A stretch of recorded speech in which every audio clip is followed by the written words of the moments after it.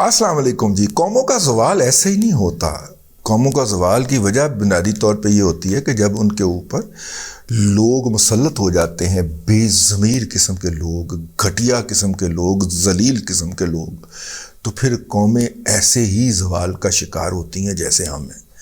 चकवाल में पैदा होने और पेशावर में पढ़ने वाले और फिर एक पुलिस ऑफिसर के बच्चे आगा मोहम्मद याह्या ख़ान को जब एलिवेशन मिली और वो पाकिस्तान का जो था वो आर्मी चीफ बना, तो उसने अपनी सदारत के लिए कोशिशें शुरू कर दी। 16 दिसंबर को जब सानिया होता है, जब मशरक़ी पाकिस्तान का सरेंडर होता है, सकूत होता है, तो उस शाम भी वो साहब जो थे वो एक आइन की वर्क गर्दानी कर रहे थे, उसका मुतालिया फरमा रहे थे जो उन्होंने कौम को आइन देना था। यानी आप उस शख्स की एरोगेंस और ख़ुद पसंदी का अंदाज़ा फरमाएं। खैर वो उनको कैद कर लिया गया, कैद करके एक कमीशन बना, उस कमीशन के सामने वो रोज़ाना समात करने जाते, अपनी बयान देने जाते थे और फिर वापस तशरीफ़ लाते थे। भुट्टो साहब ने उनका ख्याल रखा, उनको जहाँ पे नज़रबंद किया गया वहाँ पे उनकी तबीयत से मेल खाने वाले नूरजहाँ समेत तमाम लवाज़मात जो थे वो बहम पहुँचते रहे। लेकिन वो एक दिन उन्होंने कहा कि ये आप मुझे बंद करके गाड़ी में लाते हो और बंद करके लेके जाते हो तो ये शीशा खोलो। तो इससे पहले कि वो कोई और खोलता उन्होंने खोल दिया, तो बाहर को बच्चा खड़ा था, उसने याह्या कुत्ता हाय हाय, याह्या कुत्ता हाय हाय, याह्या कुत्ता हाय हाय कह के पत्थर मार दिया। तो फिर जल्दी से दरवाज़ा बंद किया और उन्होंने वो तारीख़ी लफ्ज़ कहा कि ये मेरे ख़िलाफ़ क्यों हैं, यानी कि ये मेरे ख़िलाफ़ क्यों हैं, मैं इन्हां दी बकरी खोल गिनी है, यानी मैंने इनकी बकरी खोल ली है। यानी बकरी जो होता है वो ये होता है कि आप किसी का कोई किसी का चोरी कर लें या किसी की मतलब के वो चूँकि बकरवाल इलाका मिलता ही मिलता है ना, आज़ाद कश्मीर के साथ उनका ये वाला जो है ये मिलता जुलता ही है ना, तो वहाँ पे बकरी बहुत बड़ा एसेट होती है, ठीक है ना। वहाँ पे गायों पालने वाले गायाँ और पालने वाले को गुजर कहते हैं और बकरियां पालने वाले को बकरवाल कहते हैं, तो वो इलाका मिलता जुलता ही है ना। तो उन्होंने कहा मैंने इनकी कोई चोरी कर ली है। ये फ़िक्रा मुझे तारीख़ के झरोकों से उस वक्त याद आया जब साकिब निसार से पूछा गया कि जनाब आपने ये जो आपके साहबजादे ये जो टिकटें तकसीम करते पाए जा रहे हैं, वैसे बड़ा फ़िक्रा घूम रहा है सोशल मीडिया के ऊपर कि 2018 के इलेक्शन के अंदर आईएसआई के सेक्टर कमांडर पीटीआई की टिकटें जो थे वो बेचते हुए पाए गए थे, बल्कि कश्मीर में तो फड़े भी गए थे। कश्मीर में तो वो फड़ा भी गया था, वहाँ का सेक्टर कमांडर मौलवी साहब जो थे वो बाकायदा 10-10 करोड़ की मनी बैक गारंटी के साथ कि आपको जितवाया भी जाएगा, वो टिकटें बेचते हुए पाए जा रहे थे। यहाँ पे जनाब अब रेट 5 करोड़ का सुना निकला है। यार इन्फ्लेशन की वजह से तो रेट बढ़ना चाहिए था, 10 करोड़ की बजाय इस दफ़ा तो 25 करोड़ 30 करोड़ रेट होना चाहिए था, लेकिन इस दफ़ा रेट है 5 करोड़। इसका मतलब है कि पार्टी डिक्लाइन के शिकार हो गई। कंपनी का ब्रांड जो है वो पिट गया है और 6 गुना कम कीमत के ऊपर दस्तयाब है। तो बहरहाल वो जो है वो उन्होंने अब जनाब इनकी जो टिकटें हैं वो जज और जजों की फैमिलियां और जजों साबिक जज और मौजूदा का तो हमें नहीं पता, लेकिन साबिक जज हजरात बेचते पाए जा रहे हैं। ये जनाब सोशल मीडिया के ऊपर एक लतीफ़ सा फ़िक्रा घूम रहा है। ये मुझे इसलिए याद आए हैं याह्या ख़ान साहब जो हैं, ये घटिया आदमी, जो जलील आदमी जो था, जिसको उसके अदारे ने आखिरी वक्त तक ओन किया, और जब वो मरदूद जहन्नम वासल हुआ तो मेरे पाकिस्तान का झंडा पलीत किया गया और उसमें लपेट के उस गलीज़ आदमी को, डरपोक शराबी को और जानी को दफन किया गया। वो मतलब कि वो ब्लैक ब्यूटी, वो जो एक बांग्लादेश की एक फैमिली की खातून थी, उनके साथ वो किस तरह नए बनने वाले इस्लामाबाद की सड़कों के ऊपर लहराता फिर रहा होता था, वो घटिया और जलील शख्स जो था। हाँ, इसीलिए हमारे चकवाल के जो दोस्त हैं उनकी कमांड की बारी नहीं आती, क्योंकि याह्या ख़ान का तजुर्बा कर बैठी हुई है फ़ौज। हालांकि चकवाल के अंदर गांव ऐसे हैं कि वहाँ पे माएँ जर्नैल जमती हैं, ٹھیک ہے. لیکن شاید یہ تاریخ سامنے آ جاتی ہے کہ چیف بننے کی باری جب بھی آتی ہے چکوال کے دوست پیچھے رہ جاتے ہیں اور باقی علاقوں کے لوگ اگے لنگ جاتے ہیں. ویسے ایک آیا ہے دانا درمیان سے. ہاں تو ایویں میں فکرے نال فکرا فٹ کرنا سی تو میں کہہ دیتا ہے. ٹھیک ہے, انہیں مینوں کریکشن دے فون آنے شروع ہو جان گے. اچھا جی, اپنے دوستوں کی طرف سے خیر اینی ہاؤ وہ جناب بنیادی طور پہ جو ہے یہ انہوں نے بات کہی. اپنا ثاقب نثار صاحب نے کہا کہ میں نے کیا کیا ہے, میں کشمیر بھیج دیتا ہے. یہ بالکل وہی یحییٰ خان والی زبان ہے. ٹھیک ہے, باتیں نہیں بدلتی, باتیں دو وہیں پہ رہتی ہیں, افراد بدل جاتے ہیں. یہ جتنے بھی گھٹیا اور ذلیل اور غدار قسم کے لوگ ہوتے ہیں وہ یہی زبان استعمال کرتے ہیں. ٹھیک ہے, میں کو کشمیر بھیج دیتا ہے, کی پتہ بھیج دیتا ہوئے, سانوں کی پتہ, تمہارے منہ سے نکل گیا نا ثاقب نثار. خیر یہ بات اپنی جگہ کے اوپر رہ گئی. یہ تو ہمیں شغل میلہ تھا, اصل خبر یہ نہیں ہے. اصل خبر میں اب شروع کرنے لگا ہوں. وہ یہ ہے کہ اس وقت پاکستان کے جو آرمی چیف ہیں وہ کشمیر کے دورے پہ گئے ہوئے تھے. کشمیر کے دورے کے دوران ان کی جو امپورٹنٹ باتیں ہوئی ہیں ہمیں پارٹی نے بتایا ہے.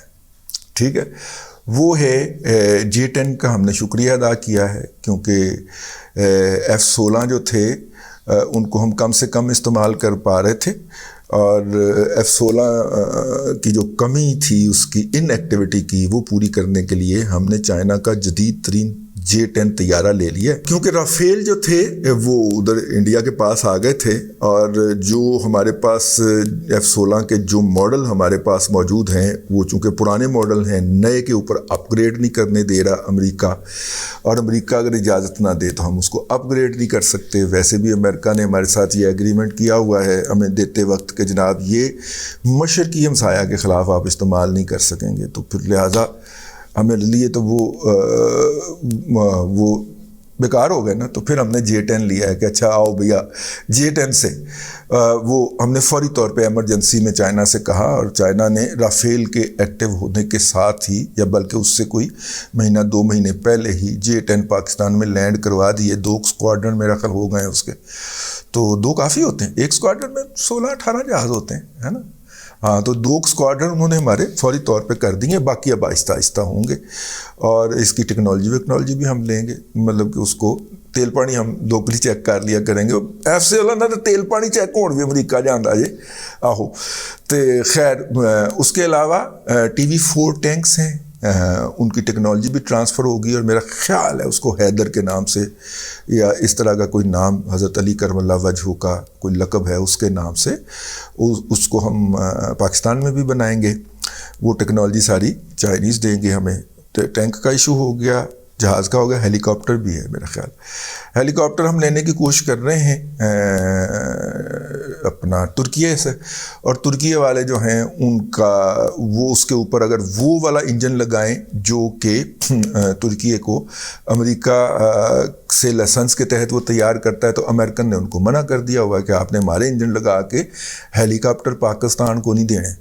تو لہٰذا انجن ہے کوئی نہیں. اب وہ اپنا انجن بنانے کی کوشش کی, لیکن ان کا انجن ٹو دا مارک نہیں بن سکا. اب ٹو دا مارک نہیں بن سکا. اگرچہ انٹرنیشنل ڈیفنس انالیسس جو ویب سائٹ ہے, بلکہ یوٹیوب چینل ہے جو کہ ترکی کی فائنانسنگ سے ہی پاکستان میں لانچ ہوا ہوا ہے, ڈیفنس کا ایک چینل ہے, اور وہ ان کی پروڈکٹ کو ہی زیادہ تر پروموٹ کرتا ہے. اور میرا خیال ہے کہ یہ ترکی کے ڈیفنس کی بعض پروڈکٹ کے پاکستان میں سول ایجنٹ ہیں, ڈسٹریبیوشن ایجنٹ ہیں, جن صاحب نے یہ چینل لانچ کروایا ہوا ہے. وہ کمپنی ہوگی ایک دفتر لیکن انہوں نے وہ چینل لانچ کروایا ہے, تو اچھی خبریں دیتا ہے ویسے, لیکن ہے وہ ترکی کا ایجنٹ ویسے. تو وہ ترکی کی ناکامیاں تو نہیں بتاتا. تو ترکی کا جو لوکل انجن ہے ہیلی کاپٹر کے حوالے سے وہ اپ ٹو دا مارک نہیں آ پا رہا. تو لہٰذا اب یوکرین کا بنا ہوا انجن اس پہ لگا کے ترکیہ اس کو چیک کر رہا ہے. لیکن ہم ترکی کے انتظار میں بیٹھے رہیں یا ہمیں بھی اس کا کوئی الٹرنیٹو لینا ہے, تو وہ بھی انہوں نے دیکھا اس دورے کے دوران. ان چیزوں سے, یہ جو ڈیفنس ریلیٹڈ چیزیں تھیں, ان سے توجہ ہٹانے کے لیے چائنا نے چائنا نے تو سٹیٹمنٹ نہیں دی، لیکن امریکن اخبارات کے اندر یہ چھاپا گیا کہ جناب $56 ارب کا ریلوے لنک، حالانکہ $56 ارب کا ریلوے لنک نہیں ہے، یہ $56 ارب کا پورا سپیک ہے جو کہ چائنا نے ہمیں آفر کیا تھا۔ جہاں تک بات ہے دیکھیے براڈ اپنا ریلوے لنک کی، تو چائنا کو تو زیادہ تگ و دو کرنے کی ضرورت ہی نہیں ہے، 2 مسنگ لنک ہیں ہمارے، ایک اور اس کا چائنا کا جو زمینی رابطہ ہے وہ یورپ سے جڑ جائے گا، جو کہ میں نے پہلے بھی کہا ہے کہ حویلیاں سے لے کے کاشغر تک کا ٹرین لنک ہے ایک، اور دوسرا کوئٹہ سے لے کے ڈیرہ اسماعیل خان کا لنک ہے۔ کوئٹہ سے ڈیرہ اسماعیل خان کا جو لنک ہے اس میں تو پہلے نیرو گیج چلا بھی کرتی تھی۔ اچھا، نیرو گیج جو ہے ہماری براڈ گیج ہے، 5 فٹ سے زیادہ ہے، 5 فٹ 8 انچ ہے، یہ شاید اتنا ہے۔ وہ جو نیرو گیج تھی وہ 4 فٹ کچھ انچ ہوتی ہے، تو وہ ٹرین ایک سٹینڈرڈ گیج ہوتی ہے، ایک نیرو گیج ہوتی ہے، ایک براڈ گیج ہوتی ہے۔ گورے نے برے صغیر پاک و ہند کے اندر براڈ گیج بچائی تھی، جبکہ رشیا جو تھا وہ نیرو گیج پہ چل رہا تھا، رشیا اور یورپ نیرو گیج پہ چل رہے تھے۔ اس نے جان بوجھ کے یہاں پہ براڈ گیج بچائی تاکہ مستقبل میں ہی آپس میں کنیکٹ نہ ہو سکے۔ اگرچہ نئی ٹیکنالوجی آ گئی ہے، پوری کی پوری ٹرین وہ ایک گیج سے اٹھا کے دوسری گیج پہ رکھ لیتے ہیں، ٹھیک ہے، اور نیچے وہ اس کو بوگی کہتے ہیں، وہ جو نیچے ٹریک کے اوپر موو کر رہی ہوتی ہے وہ بوگی ہوتی ہے، اور اوپر جو ہوتا ہے وہ مطلب ڈبہ جو ہوتا ہے تو وہ بوگی نیچے سے نکال کے دوسری بوگی گھسیڑ دیتے ہیں اس کے اندر۔ اسی طرح میں دیکھ رہا تھا اس دن بنگلہ دیش کے اندر دونوں گیج کی لائنیں چلتی ہیں، تو وہاں پہ جب آپ ٹریک پہ دیکھیں تو ٹریک کے اوپر 3 بنی ہوتی ہیں، 3 بنی ہوتی ہیں، 2 اور 1 درمیان میں چل رہی ہوتی ہے۔ اگر نیرو گیج کی ہو تو ان 2 کو استعمال کر لے، اور اگر براڈ گیج کی ہو تو ان کو استعمال کر لے۔ بنگلہ دیش نے 1971 کے بعد یہ والی حرکت فرمائی تھی۔ یوں اس کا ریلوے لنک براستہ میانمار میرا خیال ہے فار ایسٹ سے جڑا ہوا ہے، تو ہمارا بھی یہ ریلوے لنک کا جو رابطہ ہے یہ جڑنا چاہیے دیگر ممالک کے ساتھ۔ اب دیکھیں نیرو گیج کے حوالے سے ایک سٹیٹمنٹ یہ آئی ہے، دوسری سٹیٹمنٹ جو ہے وہ افغان طالبان کی آئی ہے کہ وہ مزار شریف سے لے کے اور قندھار تک جو ہے وہ 1400 کچھ کلومیٹر کی ریلوے لنک بچھانے کے لیے ان کا کوئی ایگریمنٹ ہو گیا ہے، اور وہ یا تو سٹینڈرڈ گیج کی ہوگی یا نیرو گیج کی ہوگی، ٹھیک ہے۔ اور قندھار تک تو پاکستان کے لیے ریل لنک ایکسٹینڈ کرنا چمن سے وہ تو 2 ہفتے کا کام ہے نا، تو سارا ٹرین بھی جو ہے وہ لیول ہے، اس کے درمیان میں کوئی پہاڑی سلسلہ بھی نہیں ہے، تو وہ بڑے آرام سے آگے ایکسٹینڈ کیا جا سکتا ہے، اور یوں پاکستان افغانستان کے راستے بھی جڑ سکتا ہے۔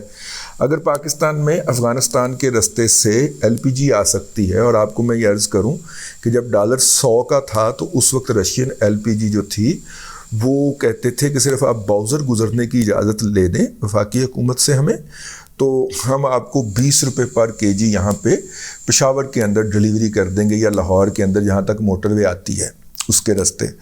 تو اس وقت جو تھا 1-2 پارٹیاں ہمیں بھی ٹکرائیں، لیکن ہم نے جا کے یہاں پہ پتہ کیا جو امپورٹ کرتے تھے تو انہوں نے کہا کہ نہیں، وہ باؤزر کی اجازت نہیں ہے وہاں سے، اور یہ ہے اور وہ ہے۔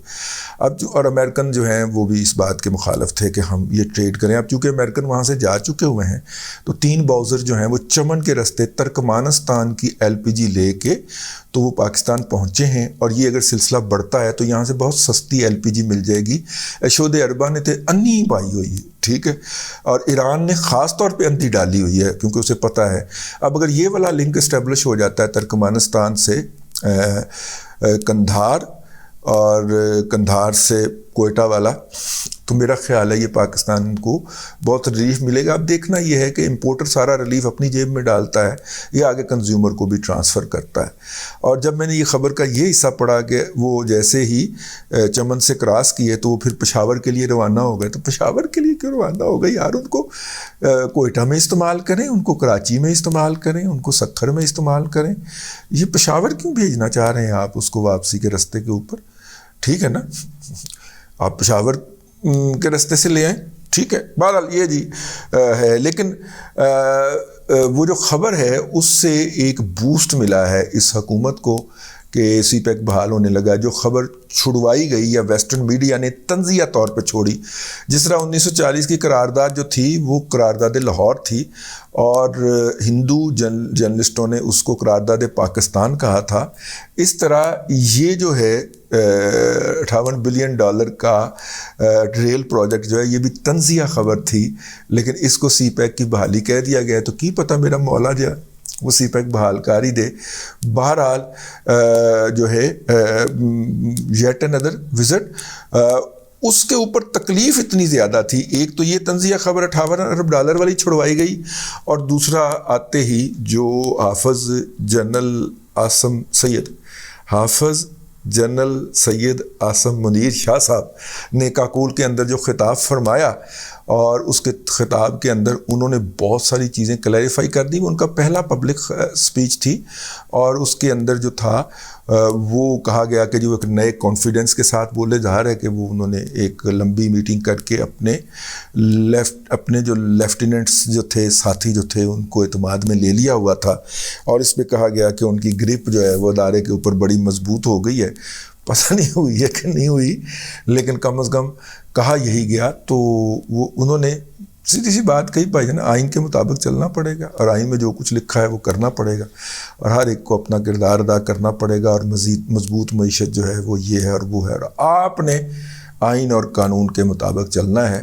آپ کا یا آپ کی والدہ کا یا آپ کی ہمشیرگان کا کوئی کرش نہیں ہونا چاہیے. اہم فکرہ اپنے کو پایا جو انہوں نے نئے کیڈٹس کو کہا. تو بہرحال یہ جو تھی یہ صورتحال تھی.